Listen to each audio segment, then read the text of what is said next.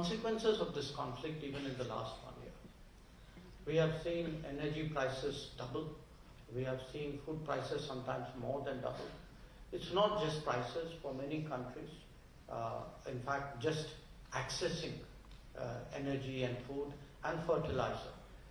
These have been among three very visible consequences of this conflict.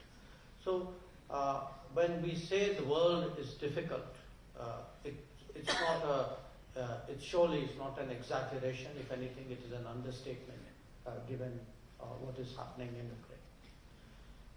A second reason is, of course, the COVID pandemic. What truly was a once-in-a-century happening. A happening which has left every corner of the world profoundly affected, where there is not a society which has not seen the loss of loved ones, not a family which has been left unaffected, and the socio-economic costs of this pandemic is still so big. I think the world is absorbing it, trying to come to terms with it. But there are very practical consequences for the world from this experience. We all saw that when the COVID started in 2020, that global supply chains, trade, the supply of goods to every corner of the world started to get affected. And this has left two lasting scars on the global economy. One, whether we are over-dependent on a particular geography, particular economy, particular country. And two, are our supply chains really resilient? If God forbid something else happens, do we have, if we were running the world as a business, for example, no big business in the world would ever rely on a single supply. Nobody. And the world economy has, however, slid into that position. So how do we create more resilient, reliable supply chains? How do we diversify global production? And this is not just in terms of economy, it is also in terms of health security. So there are a whole set of issues which came out of the pandemic. And so you have Ukraine today as an immediate stress on the world. You have COVID as something which has been a serious, almost obsessive concern over the last few years. But remember, the world was not in a great state before that. One of the words we all learned during COVID was, do we have a pre-existing condition? The world had a pre-existing condition before COVID. There were already other problems in the world, and the COVID and Ukraine conflict actually made them worse. For a number of countries, they were already struggling with the model of globalization. They were worrying about debt. They were worrying about terms of trade which were going up and down. So what was happening was, and in many cases, the nature of globalization, because globalization is a very pervasive phenomenon which characterizes our era. A lot of companies, for example, found that their economies were affected by dumping of goods from abroad, which was done on a scale with which they could not compete. So a world already in difficulties had to deal with these issues. And all of that, in a sense, it's like layer upon layer. Today, these multiple layers have created a degree of stress. And that is the environment in which the G20 is taking place. Now, it's not just things that go off track. Sometimes there are new factors at play. And one of the factors at play is something which every person in this room is familiar with, because I see you all holding it in your hands, and that is digital. We still haven't fully appreciated how much digital has changed our lives.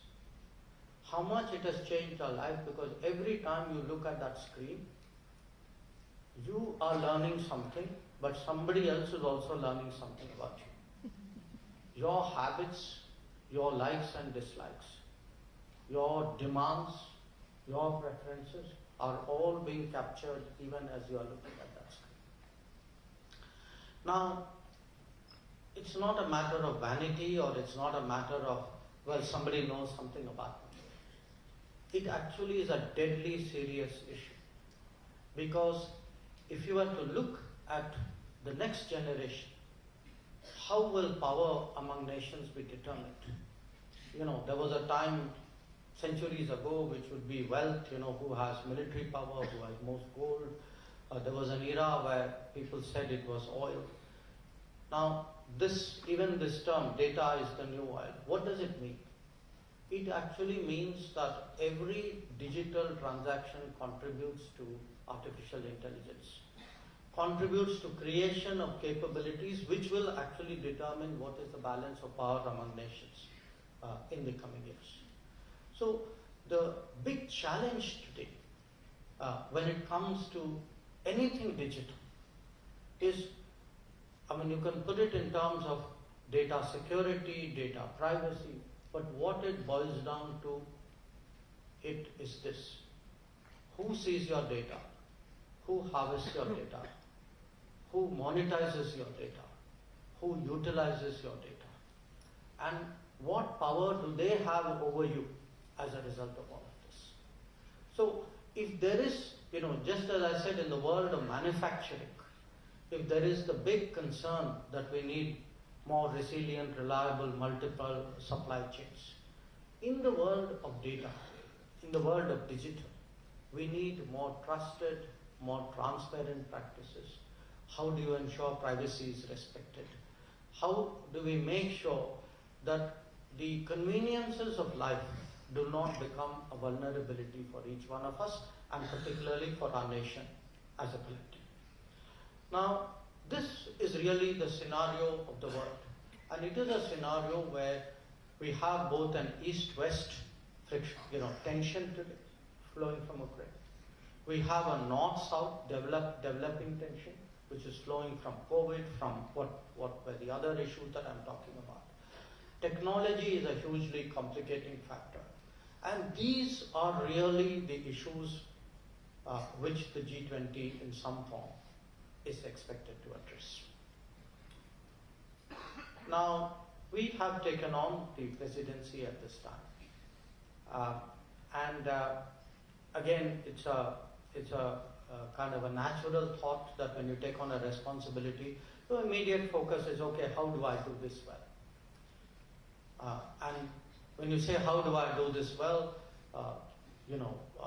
it means holding meetings, summits, conferences, activities of various kinds, and we will do that. In fact, we will do that. We will not only do that, we will do it very differently from how other countries have done it. It will be done in, the G20 process involves about 200 meetings, and these 200 meetings will be taking place in every state of India. We want to spread it across different regions so that this is an opportunity, really. It's an extraordinary opportunity for actually the world to see India, the full diversity of India, because the impressions of the world very often are limited to, the very sharp images of India. When the world often thinks India, they actually think Delhi, or maybe a little bit beyond Delhi. So how do we get the world to appreciate this enormous diversity that we have, the great heritage, the natural wonders that we have? So the whole idea is really do the meetings across the country, different cities, different towns, and not just for the world to see. It's also a way today when every state, multiple, there are about 55, 56 cities and towns which will be hosting G20s. It's also a way of getting India to be more, and Indians to be more aware of the world. And we have to be so, because we have to be ready for the world in an era of globalization as well.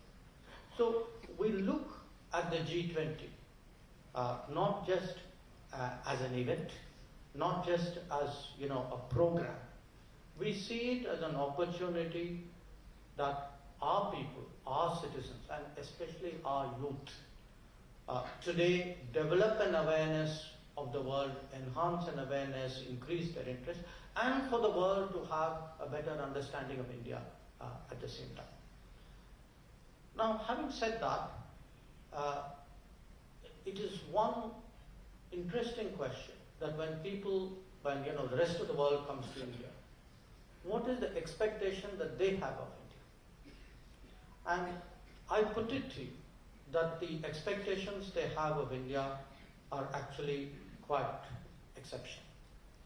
And they are exceptional for a variety of reasons, because if anybody objective is looking at India, I think they would see in the last decade an enormous change in our country.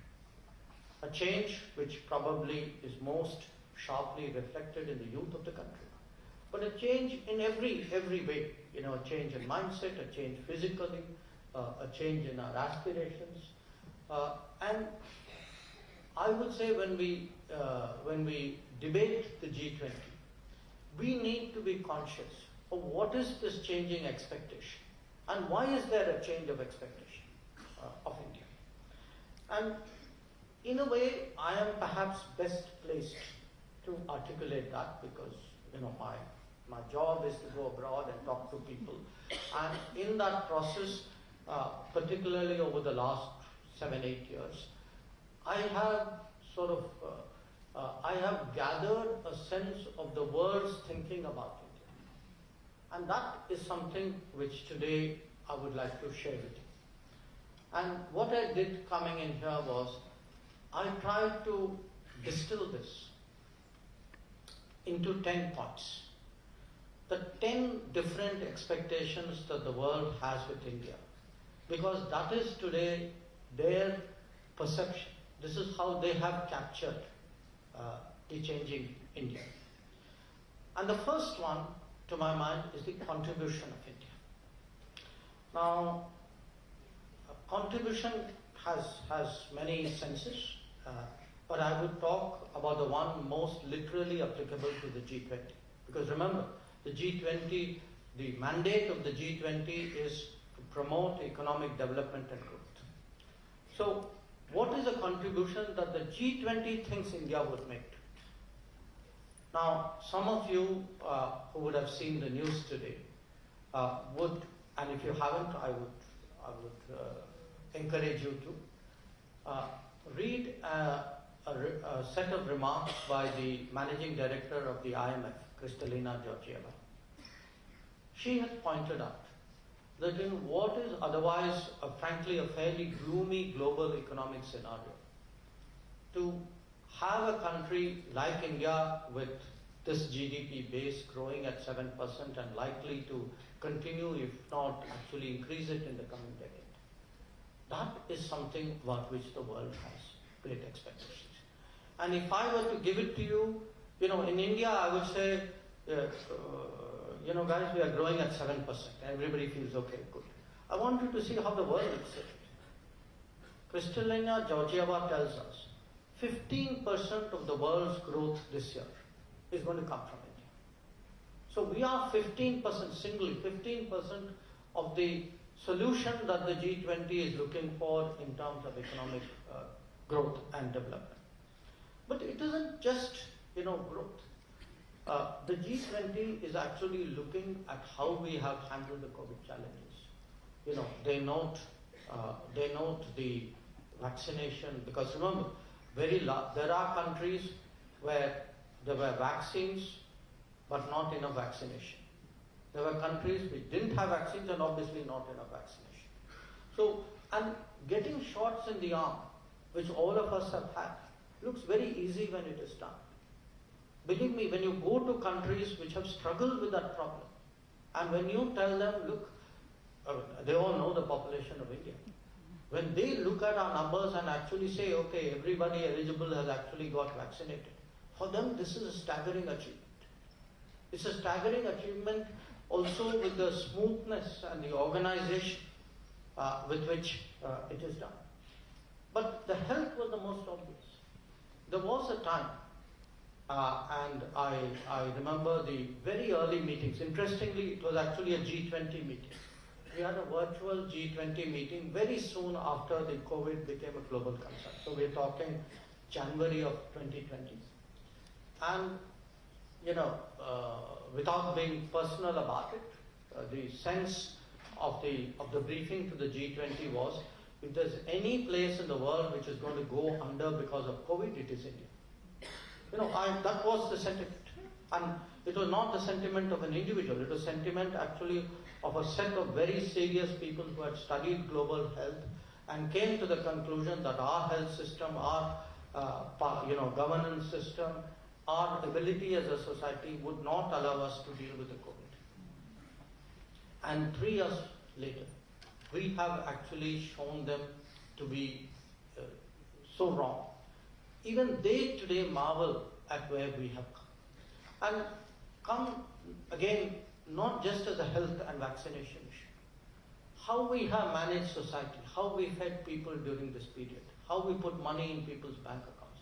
When you talk to them of those kinds of numbers, and a lot of this, and I really would urge you to look today at the delivery today of services in India. How much of it today is digital? That Aadhaar number has become like a magic number. That it is actually the backbone on which our daily existence today works. For hundreds of millions of people. So, if the world today has expectations, this contribution of India, it is an economic contribution, but it is an economic contribution that is underpinned by an enormous governance record, especially of a digital delivery. The second is actually the capability of India. The capability of India, including the talent of India. I spoke about digital, and you all had Mr. Narayan Murthy as a previous speaker. Our digital image is growing by leaps and bounds. It was growing initially like, India is the back office. Today, that's not the image of India anymore. It is seen today as the place, as society of innovation, of startups, of unicorns, of contract design, of manufacturing, and that, the perception among G20 economies that there is a capability and a talent today in India. And that capability and talent is actually very crucial for the progress of the global economy. That is something which has a huge impact on the rest of the world. And for me, one very interesting reflection of that is, for many years we have seen mobility of Indians, people who go out for looking for work. In the last few years, I have actually seen the reverse. Countries that come to us and say, can we have an agreement which would allow us in a legal, orderly, but efficient way to get Indian capability and talent, and we promise you we will give them the same terms and conditions as we give to our own people. And in the last few years, it's interesting, many of the societies, many of the countries which have come to us are actually the most insular and protected societies in the world. They include Japan, they include Germany, they include Austria, they include UK, Denmark, Portugal. So this demand, again, if I were to envisage the next decade, to me the demand for Indian talent, for Indian creativity, for Indian innovation, this is very big, and there is a whole lot of interest among G20 countries in India. The talented India, the capable India, which is what they are looking at. The third characteristic, I think, which is very, very strong in the collective thinking, is actually the generous India. The generous India, and if there is a single event which has shaped our image, and I think will shape our image for a generation, it is what we did during COVID. There's a lot I can say, but since I know this is a YouTube generation I'm talking to, I'll just give you a very, very simple solution. Just watch, it's 3 minutes. There is a foreign minister called Kamina Johnson-Smith of Jamaica. Watch her speak about vaccine mandating and how Jamaica was left to fend for itself, and that they did not even imagine that a country like India would go into that far away. This is the Caribbean that we are talking about. That, as far away as the Caribbean. And just listen to her. I can assure you, in fact, when she did it, I said it made my day. It's actually made my at least 6 months and running since then.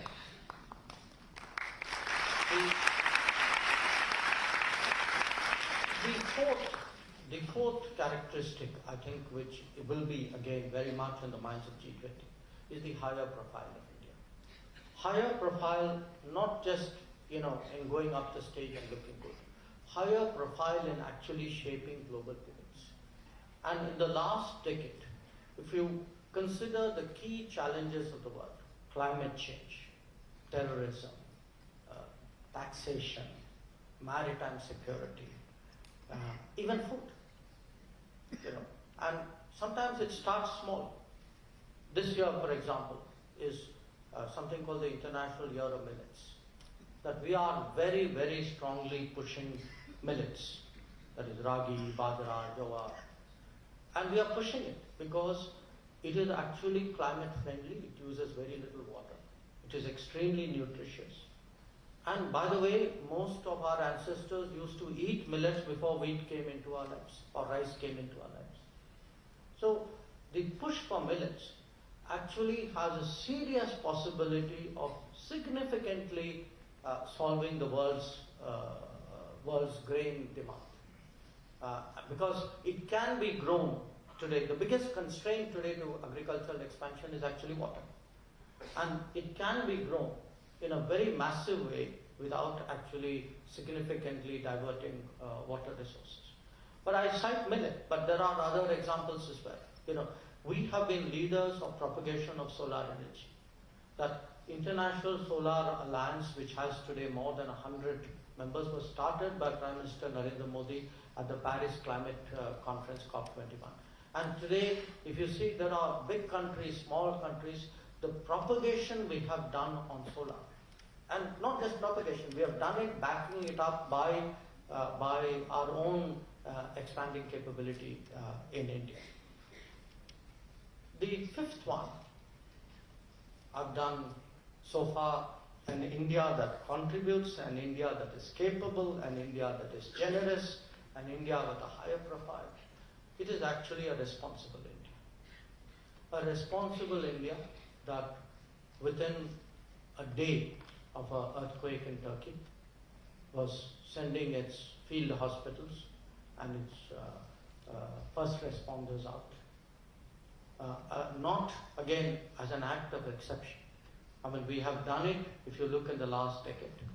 We did it in the Nepal earthquake, we did it in the Sri Lankan mudslides, we did it in the Mozambique cyclone, we did it when there was a water crisis in the Maldives. And India today, which actually is willing to come to the help of other countries in distress. But, it's a tough world, and every country is finally judged, not just by what you do for others, but what you do for your own people. And if we are really to be a credible country, the world also watches us and says, okay, how does this country look after its people? And that too, you can see the change. You saw the change with Operation Ganga and Ukraine. You saw the change even during COVID. That during COVID, the Vande Bharat mission brought back more than 70 lakh of our citizens, and I think at least I have an interest in history. I cannot imagine in recorded history any country actually having that large a repatriation exercise. So we have today, and I'm saying this to you from practical experiences. Each of these propositions that I put before you, some minister, some president, some prime minister, some media person has actually come and spoken to me. So how did you get so quickly to Turkey? I mean, again, I would urge you, look, there are some really moving videos of our hospital in Turkey. Forget the Indians talking there. Listen to what the Turks are saying. So, the image, the message of a country that looks after its people, so that they are not a burden for other people, a country that is actually ready to go out to help the rest of the world, and a country, as I said, generous, that we are in the middle of our own vaccination, yet we have the largeness of heart to think about other people. That is really part of the expectation that G20 has of us. But every country also has its challenges, and you're also judged by the strength of your resolve. And no challenge is as sharp as a national security challenge. And in the last few years, we have been tested a long time on our western border. I think things are a little different now. I'm sure you'd agree. A few things have happened in 2016 and 2019, and we have been tested. We are still being tested on our northern borders.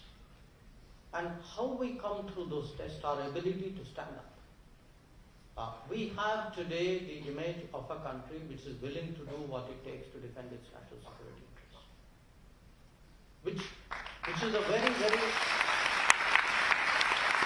it is a very forbearing country. It is a very patient country. It's not a country which goes around picking fights with other people. But it is a country which will not be pushed around. It is a country which will not allow its basic bottom line to be found.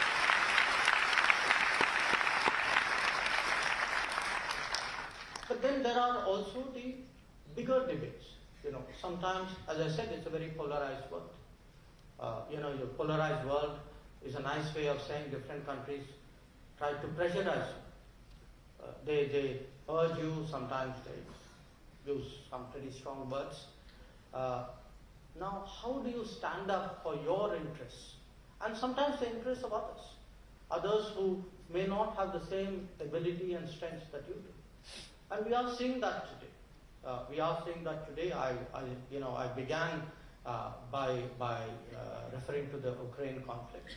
I think the pressures which have come with that are also a moment when frankly, our sense of independence, our sense of confidence is tested. So, when we are seen as independent, when we are seen as not just only standing up for our rights, which we should and we are, but also becoming a voice of the global south.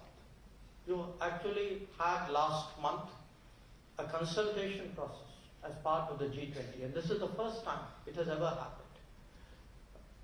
We, as president of G20, at the level of Prime Minister, myself, Finance Minister, and Trade Minister, and Environment Minister, we actually, in the space of a few days, had a consultations with 125 countries.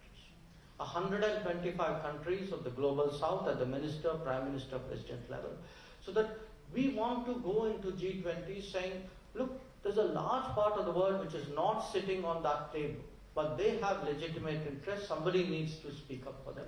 So India today is perceived by the rest of the G20 not only as a voice of independence and I would say self-confidence, but also actually as a voice of the global south.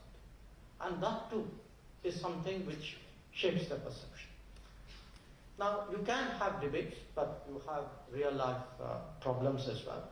And a lot of how you are seen is dependent on the ability to provide solutions. And I would highlight to you today, we are seen as a solution provider. That if the Indo-Pacific today has a lack of capability to deal with common problems, problems of maritime security, problems of connectivity, these are actually, this is a responsibility for which India has come forward. India has come forward vis-a-vis its own region, in good times, or I would say in normal times, when we have tried to promote more projects. I mean, if you actually see the change in the region in the last, our own immediate region in the last decade, we today export and in some cases import electricity from our neighbors. We provide fuel. The roads, rails, waterways to our neighbors has all, the infrastructure has come up. But that is one kind of responsibility. There are also responsibilities which come in a crisis. And we saw that with Sri Lanka. Last year, when Sri Lanka was really struggling, the truth is, other than us, there was nobody willing to come forward to help that country. I mean, it was we who took the decision saying, because normally when you have this kind of big crisis, everybody waits for everybody. There's some kind of security, okay, let's all do something together. If we had waited for everybody to come to do that, Sri Lanka would have gone down. And we took the decision. Prime Minister had the vision and I would say the belief that we need to not wait for other people. This is part of the solution providing, you could say, the generous side of India as well. Definitely the solution providing side of India. So where does this leave all of us? I think so far mostly I've spoken to you about very tangible things, security, economics, trade, infrastructure. There is also something a little bigger than that. It's the world of ideas, it's the world of culture, it's the world of history, of heritage, of tradition. Today the world sees India actually as a civilizational state. One of the few old civilizations that still continue as a nation. A civilizational state that is once again today reclaiming its place in the world. It is, some years ago we started at the Prime Minister's initiative this International Day of Yoga. He actually proposed it in a room in New York to a few of us. And sort of everybody looked at everybody, sort of wondering, okay, what do we do with this? But he was very convinced. He actually told us, no, go ahead, do it. See, you'll be surprised how much support you will get. And it actually was a resolution which passed the United Nations unanimously. And today, when I, as someone who spent a lifetime in international relations, I try to think what other big cultural event is there which is celebrated globally. And when I say globally, I mean globally. Last year, in fact, we had, for the first time, events which started with the sunrise at the international dateline.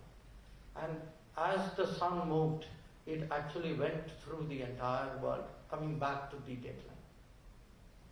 Now, the International Day of Yoga is a great reminder, actually, of what our civilization is about. Now, it's one reminder, there could be others. It could be in wellness, it could be in lifestyle. We actually have a new initiative which was announced during the visit of the UN Secretary General called LIFE. How do you change your lifestyle for being kinder on the environment? It's something which all of us would know naturally. We all instinctively, it's a very, very small thing I'm telling you. Instinctively, each one of you, when you leave a room, switch off the light. Go abroad. Nobody does it. The richer the country, the fingers move less. So, I'm giving it to you as a very small example. That how much you can save, and this is very much, the drive which Prime Minister is making. We think, when you think of climate change, we say, we should get out of coal, we should find renewables, we should move to EVs. Yes, we should do all of that. But there's an enormous saving which actually comes from changing lifestyle. And changing lifestyle in many ways, if we actually emulate traditions and practices, which for whatever reason in the name of modernity were given up over the last many decades. Sometimes when I see, I still grew up in an era when we ate every day on banana leaves, at least in my grandparents' house. Today, when I see, what they come and say, sir, ये biodegradable है. I want to say, हाँ यार, I saw it when I was, 60 years ago in my time.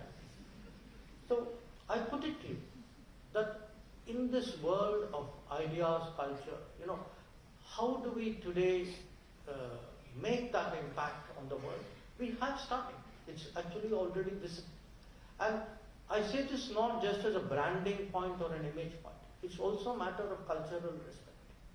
That if there are traits, if there are beliefs and habits that I have, my beliefs and habits should get as much respect on the world as other people should.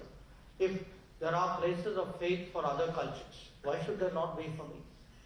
If there are, if there are people who wear a kada or, wear a turban, why should that not be respected? So, how do we get a more equal, in a sense, more democratic world, where everybody's culture, the actual fundamental diversity of the world is actually respected? Because it is not. The fact is, because of 2 centuries of colonialism, what is considered modern and progressive actually was equated with being Western. And today that very big correction is taking place. And it's a correction which the rest of the G20 is actually watching in India. And, not all parts of the world are completely happy with it. I quite accept that.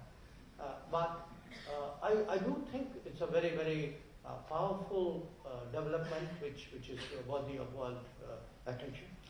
And finally, I think when our G20 guests come here, to me perhaps the most powerful impression which will be made on them, and I think it's an impression which they already have started forming in their mind, it is that of the future of India. It is the future of India because when they look at the energy, the enthusiasm, the creativity in India. I had a friend in Singapore. It was quite controversial for the sharpness of what he says sometimes. He actually said, every time I go to Europe, I feel depressed. If I want to feel optimistic, I come to India. So,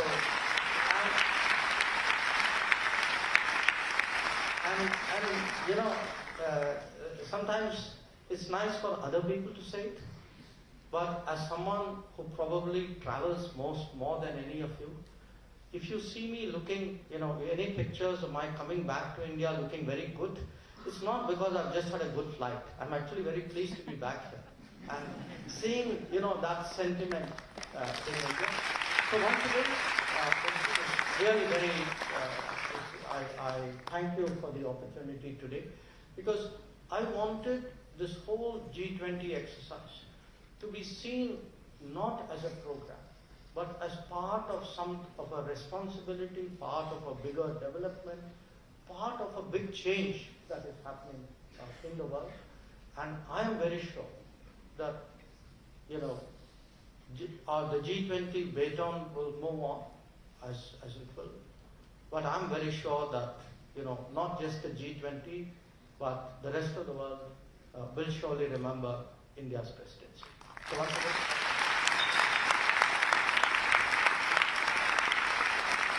and I'm currently pursuing Masters in International Studies at the Symbiosis School of International Studies.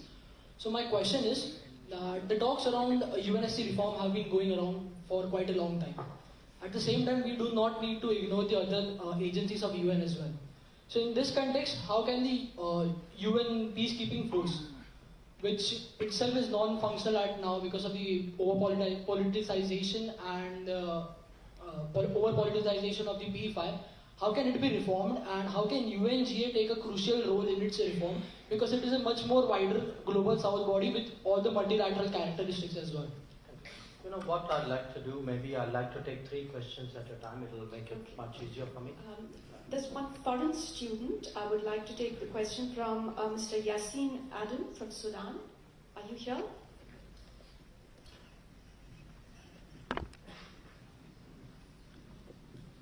Hello, sir. Good afternoon. I'm Yasin Adam from Sudan. I'm a student of SIT. Sir, my question is there anything planned for international students in terms of job opportunities or any other special privilege because we have studied in India? Thank you. And I would like now to take a question from a lady, if there is a... yes, please.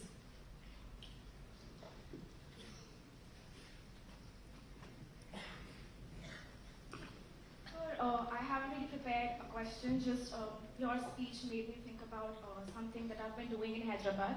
I am a student from SSLA. My majors are international relations and economics. My name is Mridu.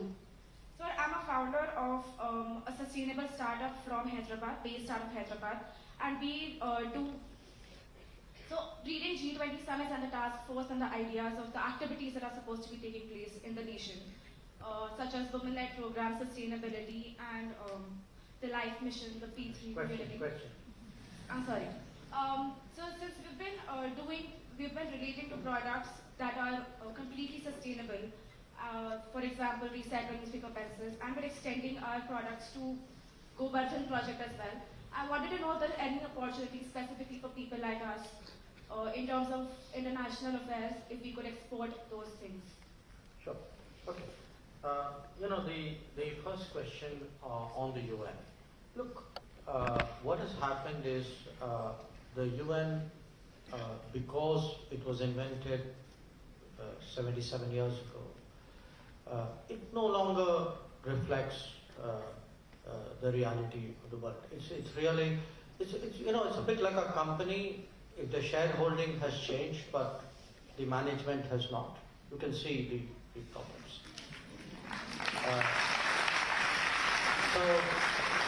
So there is shareholder activism. The shareholders, the new shareholders or the additional shareholders want fairer management, and the old guys don't want to let go. I mean, that's the bottom line. So this tussle is not going to be easily resolved. But what I can say is, with each passing day, the pressures are building, because people do see, frankly, during COVID, the kind of, remember, COVID was a once in a century happening. Surely the most broad-based international organization should have been deeply involved in a once in a century happening. It wasn't. What happened in COVID was most countries were left to fend for themselves. Yes, there were a few initiatives like this COVAX, which was done by a combination of countries. But say if we did use COVAX to send vaccines out to a number of countries. But the bulk of what we did ourselves. We did ourselves because there was nobody else to do it with. So, but when it comes to peacekeeping, yes, there is need for, there's a big debate there, peacekeeping, how dangerous is it, what should be the mandate, while, safeguarding the peacekeepers. We're very active in that. When we had a Security Council presidency last December, we actually had a focus on how do we protect the peacekeepers. But we have a very, this, even the phrase that we use as a motto of G20, Vasudhaiva Kutumbakam. It can be expressed in different ways. To me, sending vaccines abroad was vaccine Maitri is part of Vasudhaiva Kutumbakam. Like that, peacekeepers is part of Vasudhaiva Kutumbakam. Because you send people, after all you're sending them where there is violence. That's why you need peacekeepers. They are at risk every day. And we not only have the record as a country with the largest number of peacekeeping operations, unfortunately we also have the largest number of casualties. So this is a challenge, but it's one of those situations where it's very tough, but you have to persevere. The reform of the UN has to happen. The longer it is put off, the more the world is actually going to experience that gap, and we will persevere. On the international students, I'm very glad you asked that question, because in fact, what was it? Yesterday I was with the education minister, day before, and we were discussing this very issue, the new education policy and the government's thinking today. We would like more international students in India. We would like to have opportunities for these international students to actually find ways of interning or working.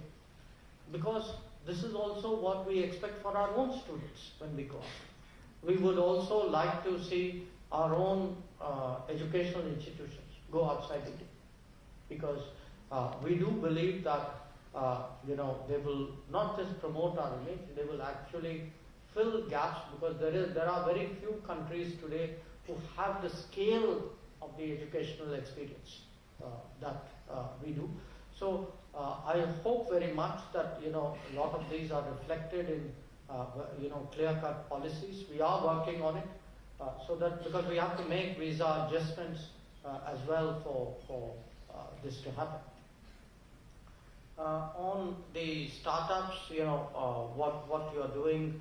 Look, I'm very pleased that you actually, while studying, are also creating and contributing in different ways.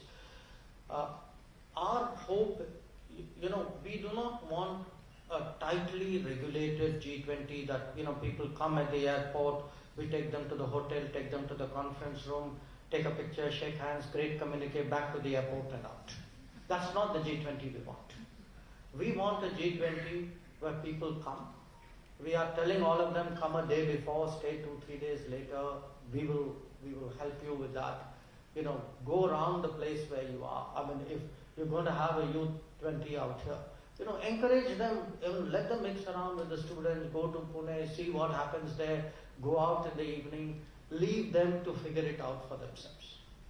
So my hope is that, not you just literally, but people like you would have a chance to make that impact on G20 delegates. Because think of it this way, those people, these 200 meetings will have a few tens of thousands of delegates who will come. Each one of them will carry back an impression of India. That impression of India is invaluable. Because if that, the kind of scenarios that I was projecting is what they take back, I assure you, you've all actually made our job that much easier. I can take another round. There is a question from SIBM, Isha Bilore. If you're in the audience, yes, please.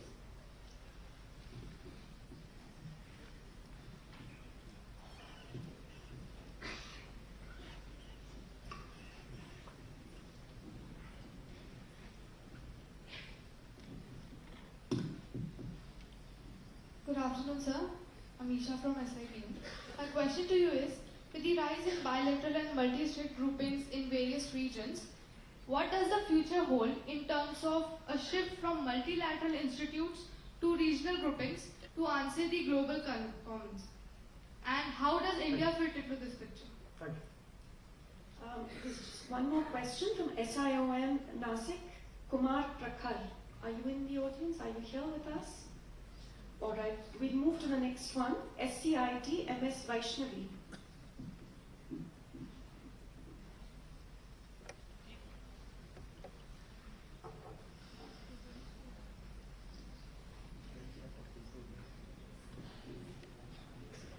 Good afternoon, sir. It's a pleasure to be here. I'm MS Vaishnavi from SCIT Pune, and I'm studying for Information Technology Business Management. So my question to you is that recently we have discovered huge reserves of lithium, and coming to the G20 also we have several climate goals that we have to achieve. So are we going to focus solely on that, or is there a scope for exports or any other government plans? May I just take a couple of questions from them? Yes. Shalaka? Good afternoon, sir. Shalaka Adhikaria from International School of International Studies. What will be the role of India in terms of making rules and standards on AI and upcoming emerging technologies? Maybe one more. One more? The gentleman there? Yes.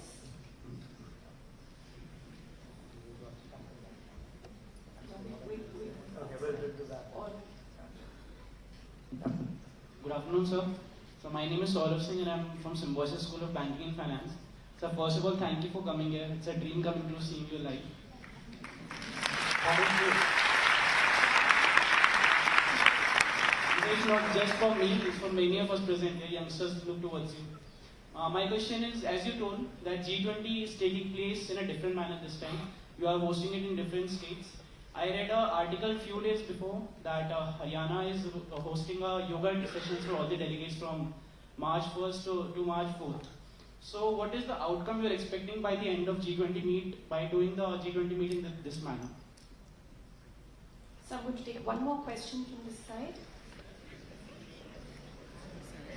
A student from Afghanistan. Good afternoon, sir, and happy to be present here and seeing you from here. Sir, this is Rahman Rahmani from Afghanistan. Sir, my question is, as you have earlier mentioned when you were speaking about the global south, Afghanistan to come and is one of the countries which is considered as that. And unfortunately, I will say Afghanistan is going through a deep political and economical crisis. And as you mentioned, that the countries in global south which are voiceless, that Afghanistan is one of them too.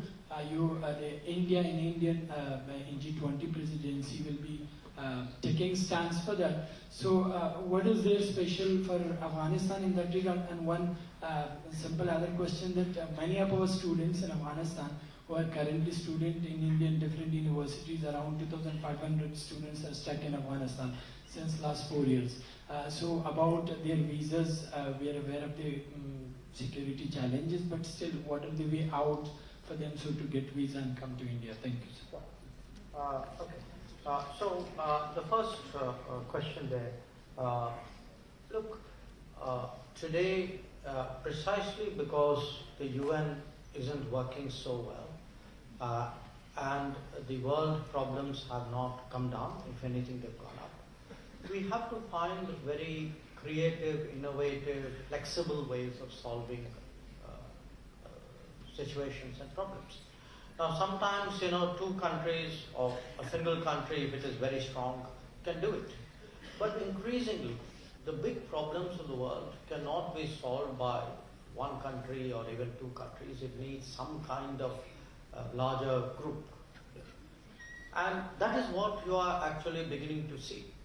In international relations, people typically talk of bilateralism, which is between two countries, or multilateralism, where everybody is in a single room like the UN is. Now you're going to get, and in fact have already started getting these regional groupings. The regional groupings are good because sometimes they address a regional situation. So you may have a grouping, let us say, in Central Asia of Central Asian countries, or in South Asia of South Asian countries, in the Bay of Bengal of the Bay of Bengal countries. So typically it's done on a regional basis, but sometimes the situation calls for more than that, And one good example is the Quad, because there is this vast region called the Indo-Pacific. So in a sense, 4 democratic countries in the Quad who have great comfort with each other, India, US, Australia and Japan, have come together and say, okay, the 4 of us, when we pool our resources and share our skills and develop some common working procedures, it's good for the region. There are a lot of things that 4 of us can do which we would not be able to do by ourselves. I think that is the direction the world is going. On the climate change, lithium, look, I saw the lithium report, but I don't directly deal with that issue. I think it's a very, very preliminary stage feedback at this point of time. But your larger question, is climate change a challenge to which we must respond, or can we actually make something of it? And we believe we can. We are, for example, becoming now increasingly leaders even in ethanol blending. How do you create cleaner fuel? I have no doubt that this country will make a very effective transition to electric vehicles. I have no doubt at all.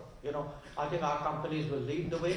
And there will be that big challenge, which is how do you create affordable EV vehicles for, or you can say like the middle class consumers. I think there will be areas where we will have special capabilities and skills which will address that. I do see in terms of green technologies, India not just being an importer of green technologies and practices, but I think already in some ways we have started. I know there's a lot of pressure on us from different countries to export electric buses. That's actually already happening. On how do you set standards for emerging technologies and AI? I think it's frankly is a very complex question, one of the big questions we are going to grapple with, because especially when critical technologies are going to be very much a subject of strong competition. And AI in the digital domain today faces that polarization and the transparency trust issues. Whose AI, for what purpose are you using, in which culture is that AI developed? These are questions. So it's not a simple proposition, hey, there's a new area and what do I do to develop standards and we'll all follow the standards. I think there's going to be a very, very intense debate in all these areas, and that will be a very big subject in international relations. On the G20 outcome, what do you hope to achieve? If Haryana is getting everybody to do yoga in the morning, I hope at the very least G20 would achieve a bunch of people who go back with better yoga skills.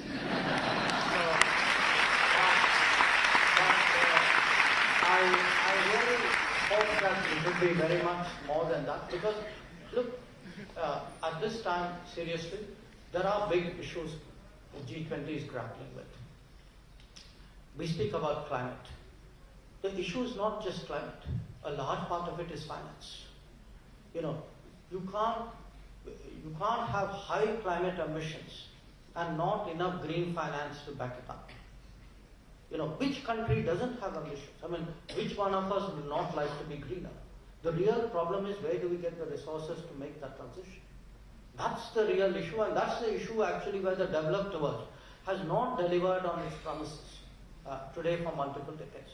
So there are very, very, I would say, practical policy issues in different domains. And these, some of it would be, some part of G20s, it will start in one G20, somebody will pick it up, develop it in the next, because it's a kind of a rotation system. But what we want to do is, wherever the situation is right, try to bring things to head. Where it isn't, at least plant the seeds.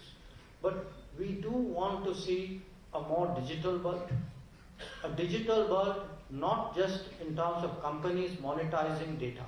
We want to see digital world where public good is put at the center, where there is delivery, the kind of things that I was speaking to you about, which is actually happening in our country. When I go out, let me tell you, a lot of countries, developing countries, they're extremely interested in how do you do digital delivery. And in fact, it's very interesting. Some of them use exactly the words we use. One president of a country asked me, he said, I have this huge problem of leakage. Okay, so I said, yes, ask us. I mean, we have a great history there too. But in the eyes of the world, we have solved that problem. If you can feed 800 million people and put funds into 450 million bank accounts without leakage, the rest of the world looks at it. So I would say digital is one. Health, COVID has made everybody health conscious. Health is right up there today. And the third is green. So in this digital health green, I would say there will be a lot of debates. We have to see how much of those can actually become outcomes. And of course, we hope they will all go better with better yoga skills. But finally, Afghanistan. Look, I recognize today that the situation in Afghanistan is such that a lot of what the international community wants for Afghanistan, the international community itself will have to think it through, work towards it, push towards it, and so. Some of it are hopes which we have, and frankly worries that the world has expressed from time to time. It's obviously everybody's hope that one day things will get better. I mean, you live here, so you know, in many countries I have to explain to people what is our connection with Afghanistan. I think that is very self-evident. And where the challenges for the students are concerned, we've been very open about it. There are challenges. We are still trying to work through those. We are trying to find, including whether there are some digital ways of sorting out some of those. But those are matters of concern. But again, what I do want to say is, even in these very testing conditions in Afghanistan, we have tried to do what we can. Tried to do what we can in terms of supplying wheat, in terms of supplying vaccines, because the rest of the world just turned its back on Afghanistan. Nobody gave Afghanistan vaccines to deal with some of the more emerging situations. May have happened in the early days of the COVID, and especially of medicines. So it is something which is very much Thank you so much, sir. We weren't exaggerating when you said that you're truly a rock star. We hope to have you back with more questions. Thank you very much.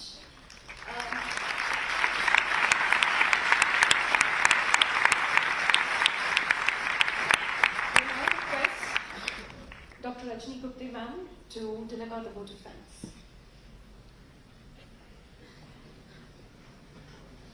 Thank you, Shivani. Respected Dr. S.B. Mazumdar, the Chancellor of the University and the founder of Symbiosis, Mrs. Mazumdar, Dr. Kimji, Dr. Vidya, other dignitaries present in the audience, and my dear students. When Dr. Vidya referred to you in the introduction as a rock star, I think you only have to see the way the students are seated in the aisles and filling up the doors. And this is not something that we see very often. So we are indeed delighted that you're here. And this young student over here,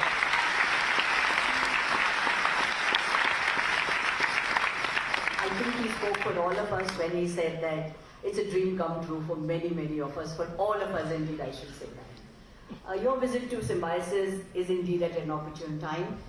Coming to our university when India has the G20 presidency is just perfect. I think the view that you gave us about what G20 means for India and for the world is something that I'm sure none of us will ever forget. The way you put it about how the world looks at India and the responsibility that it brings to us is, I think, something that gives a new perspective to a lot of things. You spoke of nearly 10 things that the world looks at India for, it expects from India. And it was really heartening to hear about how they look at the contribution of India, the higher profile that Indians have across the globe, and India that is responsible, something that we read about, but hearing it from you was indeed very, very special. I'm sure what my students would have liked the most was the second item that you mentioned, the capability of India, the huge talent pool. They are young people who will aspire to do many, many things in their own lifetimes. And looking at India as a huge talent pool for the world is something that I'm sure they're going to remember a long, long time. So thank you once again for being here with us today, for inspiring all of you.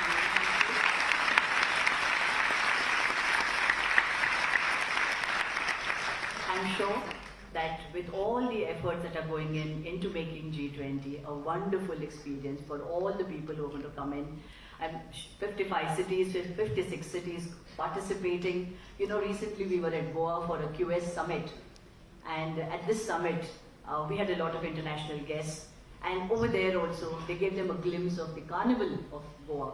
So I think people are making an effort to make the international guests understand what's happening in India, the cultural aspect as well.